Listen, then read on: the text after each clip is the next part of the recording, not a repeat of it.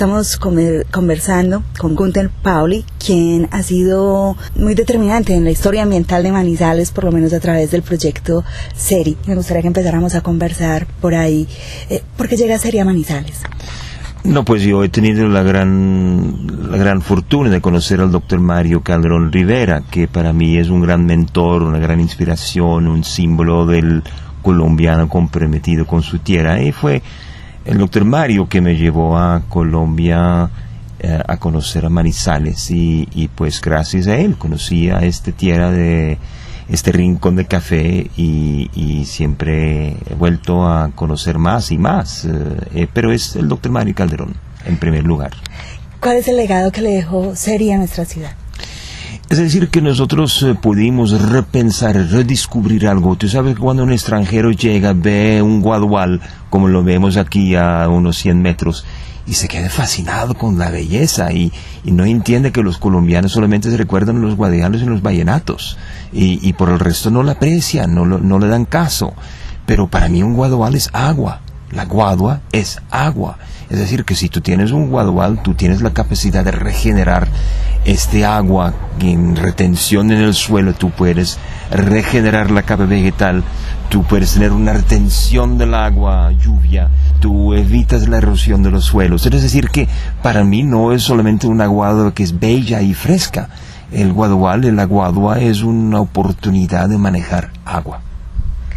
¿Nosotros vamos a tener agua infinitamente, hasta el infinito y más allá, o va a llegar un momento en el que vamos a tener problemas serios con el agua? Es decir, que el ciclo hidrológico es permanente, pero el mal manejo del ser humano resulta que nosotros no tenemos más la capacidad de retener el agua en nuestro suelo. ¿Por qué? Porque no hay más suelo. Nosotros acabamos con el suelo. Si tú no tienes el suelo, tú no tienes retención de agua. Es sencillo. Si tú vas a meter empresas mineras en los montes, si tú vas a sembrar pinos para tener una madera, si tú vas a tener tu eucalipto para tener la madera, pues tú estás acabando con la capa vegetal. Y aunque tú tienes un comercio a corto plazo, a 7, 8, 10 años para cosechar tu madera, tú estás acabando con la tierra. Y la gente tiene que reconocer que estas especies no nativos no saben cómo manejar el agua. Y por eso yo pienso que árboles y plantas como el chusque, el árbol loco, el aliso y la guadua son los que son nativos. Y nativos quiere decir que son aptos a realmente manejar los inviernos increíbles. Y cuando tú no sabes cómo manejar más los inviernos, tú tienes los derrumbes que son típicos para la zona. Es muy interesante llegar a cualquier conversación en Manizales, un cineclub, por ejemplo, y siempre figura SERI.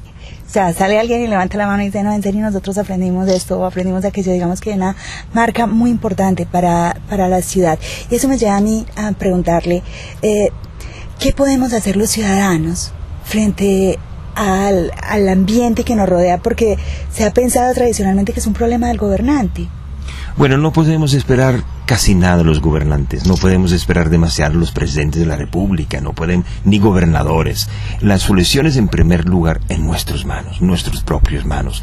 Y voy a darles un ejemplo en manejo de agua muy básico, y tal vez me molestaría tener que decirlo, pero yo tengo que decirlo, porque yo no vine a Manizales para complacer a todo el mundo. Yo estoy aquí para compartir algunas impresiones. Por ejemplo, en las fincas, en la vereda de la China, donde vamos ahora, allá en las fincas solamente tenemos baños secos y de separación. Es decir, que el líquido va por un lado, el sólido va por otro lado, y no utilizamos ni una gota de agua potable. Imagínate que nuestro cuerpo se desarrolló a través de millones de años para que el líquido salga por un lado, el sólido por otro lado, y la primera cosa que le hacemos es mezclar con agua potable. Yo no entiendo. ¿Quién es el responsable de esta tontería? Y lo que pasa es que para nosotros es la cultura, la forma de hacer, pero ni siquiera hace 2 generaciones lo hicimos de esta manera. Pero, ¿qué hacemos con este agua, con esta mezcla? Además, con las hormonas que echamos, con los químicos que ponemos, pues estamos envenenando no solamente el agua, pero la tierra. nuestra tierra productiva, si hay una pérdida de productividad en el café o en todos los frutales que tenemos, o en los tomates que se cultivan, pues es muy simplemente porque estamos echando un químico y una mezcla de productos que no debería ser tratado de tal manera. Y hay una solución muy simple. Lo podemos tener con toda la higiene y con toda la comodidad, pero tenemos que mantener estos separados y nunca meterlo en agua potable. ¿Sabes que en una ciudad como Bogotá, el 30% del agua potable es para echar los desechos humanos? Pues no puede ser.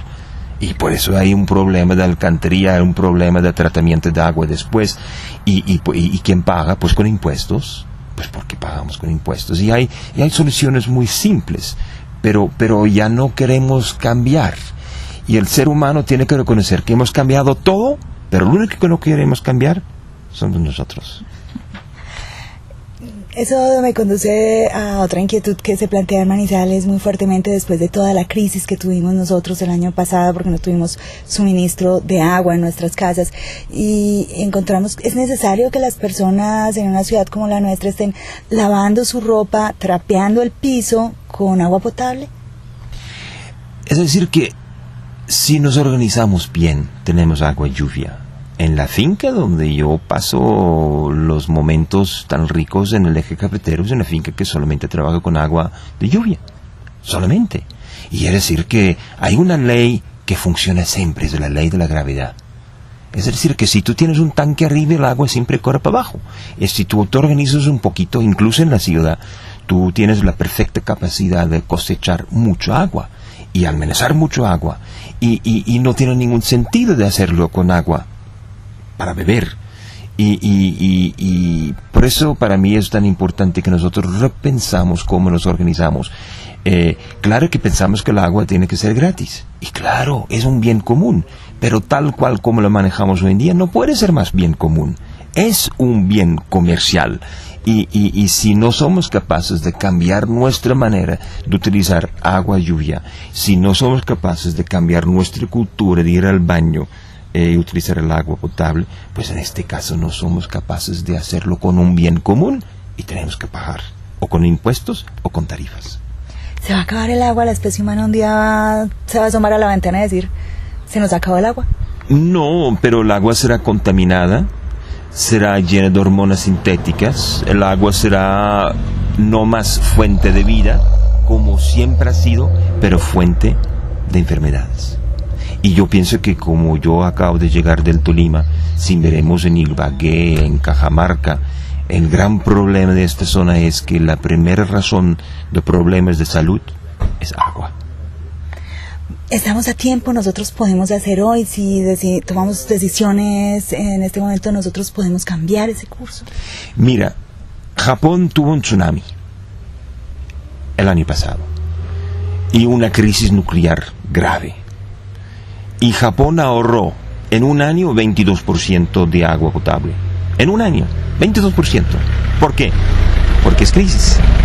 Y lo que a mí me molesta es que el ser humano solamente cambie porque hay crisis, o porque está dispuesto a cambiar porque hay visión. Hay capacidad de inspirarse en ciertas ideas fantásticas, y yo represento tal vez de vez en cuando las ideas fantásticas, pero tenemos que aterrizar las ideas con la ciencia para tener una visión, y la visión tenemos que implementar.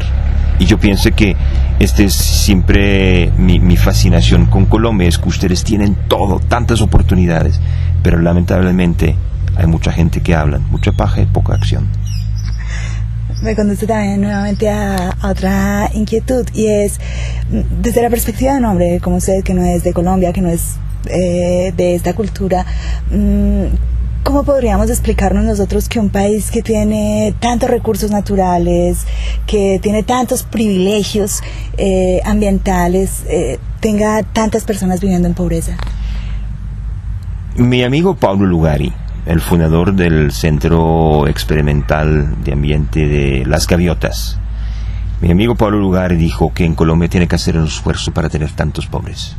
Yo pienso que él tiene razón. Tiene que hacer un esfuerzo porque este país es imposible ser pobre. Tú puedes comer todo, tú puedes crecer todo es posible. Pero yo pienso que tenemos que recordarnos de la famosa pregunta, que es el vaso medio lleno, medio vacío. El problema es que los colombianos debaten si es medio vacío o medio lleno. Y dicen, no, es lleno de aire y de agua. Pero el problema es que los colombianos solamente están debatiendo lo que tienen, lo que es lo más obvio, el agua. Y lo debaten y lo discuten y no sé, están en desacuerdo. Pero olviden que tienen mucho más, que nadie está mirando ni observando. Y por eso, si tú no sabes lo que tú tienes, tú no puedes aprovechar. Y yo pienso que Colombia tiene una generación de gente que son ignorantes de sus oportunidades y que se dedican toda la vida a debatir los problemas. Y si la gente mantiene esta cultura, será difícil de avanzar. Y por eso yo paso mucho más tiempo con jóvenes, con gente joven. Porque gente joven no se dedican tanto a debatir los chismes y debatir tanto los problemas, que son evidentes. Pero al lado de la evidencia de los problemas, tenemos que dedicarnos a identificar las grandes oportunidades con lo que tenemos. El desarrollo de Colombia pasaría por una locomotora ambiental. Por decir, además de la minería y esas cosas, nosotros tenemos que tener una máquina ambiental sólidamente construida en nuestra mente, aunque sea para ser conscientes de nuestras oportunidades. Yo tengo que Colombia tiene que cumplir con su gran eslogan, que lo lanzan en el mundo entero: Colombia es pasión. Colombia tiene que tener la pasión por su propio país y sus propias oportunidades. Colombia no tiene que buscar todas las alternativas afuera. Colombia les tiene todo. Colombianos tienen que dejar de pasar sus vacaciones en Miami, por favor. Tienen que disfrutar de su propio país. Colombia es extraordinario, a condición que los colombianos reconocen lo que tienen. Y por eso, si yo miro el Guadual, la fuerza del Guadual es que somos capaces de, por ejemplo, tener la vivienda social. Porque con los 6 metros de los palos del fondo podemos hacer la vivienda social. ¿Cómo lo comprobamos que es posible? Y ahora tenemos en Guayaquil ya una empresa que está produciendo 42 casas prefabricadas por menos de $1,000 cada uno en Guadua. Pero el mismo Guadua, la parte de 16-20 metros que no sirve para la construcción, es excelente para hacer la pulpa. ¿Cómo es posible que Colombia importa pulpa de eucalipto de Brasil para hacer papel higiénico, cuando ustedes tienen este Guadua? Y por eso yo de vez en cuando me tengo angustiado. Colombianos, despiértense.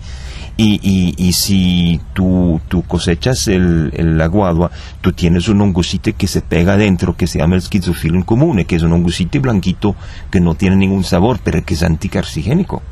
Y Colombia, ya lo sabemos durante 15 años, que este es un gran potencial, y todo el mundo reconoce que es un gran potencial, pero ni siquiera conciencia has hecho de esto un trabajo de fondo para convertirlo en un negocio, tal como han hecho ahora los brasileños y los chinos, con un hongo ¿de dónde? De Colombia.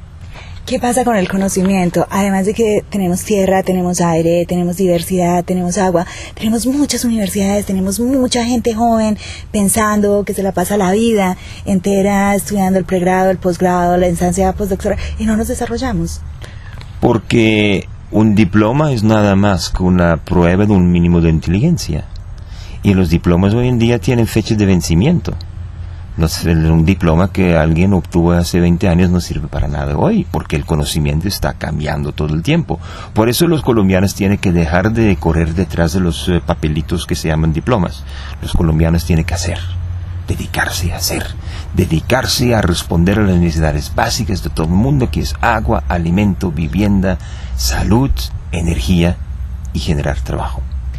¿Qué necesitamos para aprender a hacer con otros? Porque una de las cosas que uno escucha muy a menudo de los colombianos son muy inteligentes. Bueno, no solo lo escucha, lo sufre. Los colombianos son muy inteligentes, pero junte 10 colombianos a que hagan una cosa juntos y ahí va a tener problemas muy serios. Lo más importante es que tengan una visión compartida. Porque lo que falta es la visión compartida. Gente que miren en la misma dirección. Y así con toda la diversidad cultural, toda la diversidad regional y geológica y todas las diversidades de biodiversidad que tiene Colombia, si la gente tiene una visión compartida, tenemos que hacer un esfuerzo de compartir la visión.